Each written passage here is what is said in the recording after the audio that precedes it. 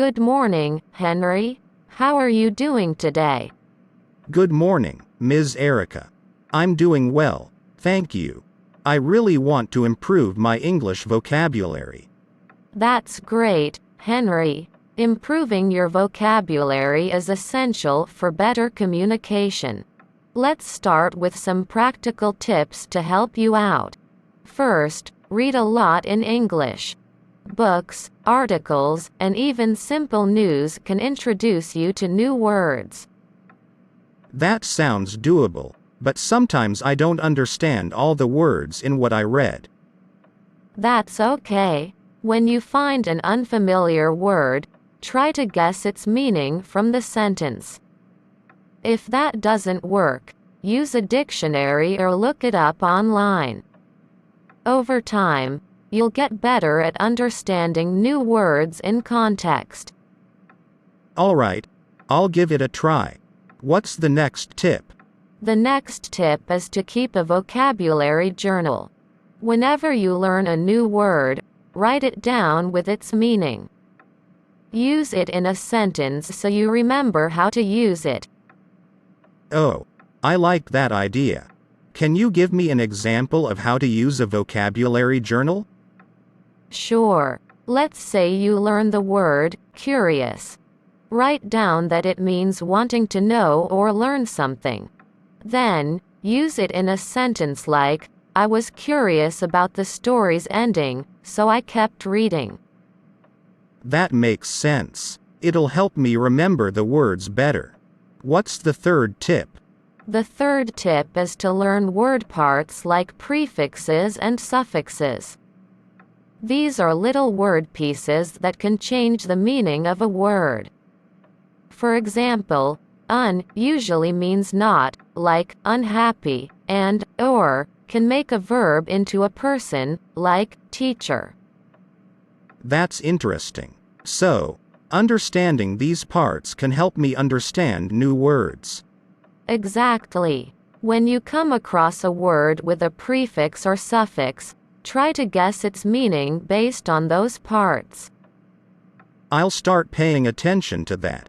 What's the next tip? The next tip is to use flashcards. Write a word on one side and its meaning on the other.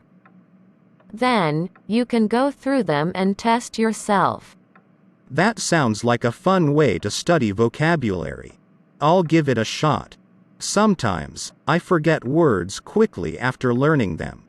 Flashcards can help with that. Repetition is essential for memory, and with flashcards, you can review the words regularly. Alright, I'll try to be consistent with it. What's the fifth tip? The fifth tip is to practice using new words in your daily life. Try to make sentences with the words you've learned, even if it's just talking to yourself. I can do that, but what if I use the words incorrectly? It's okay to make mistakes. That's how we learn. Don't be afraid to try. Native speakers will understand, and you'll improve over time. Alright, I'll keep practicing. What's the sixth tip? The sixth tip is to play word games or do puzzles. Games like Scrabble or crossword puzzles can be a fun way to challenge yourself and learn new words. That sounds enjoyable. Do you have any word game suggestions? Absolutely. You can try word apps like Word Search or Word Connect. They're fun and can help you remember words. I'll check those out. What's the seventh tip? The seventh tip is to learn synonyms and antonyms. Synonyms are words with similar meanings, like happy and joyful.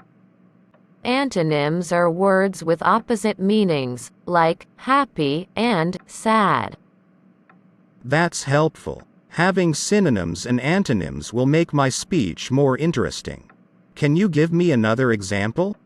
Sure. Another example would be big as a synonym for large and small as an antonym. I understand now. Thanks for the example. What's the eighth tip? The 8th tip is to label objects around you with their English names. This will help you remember everyday words more easily.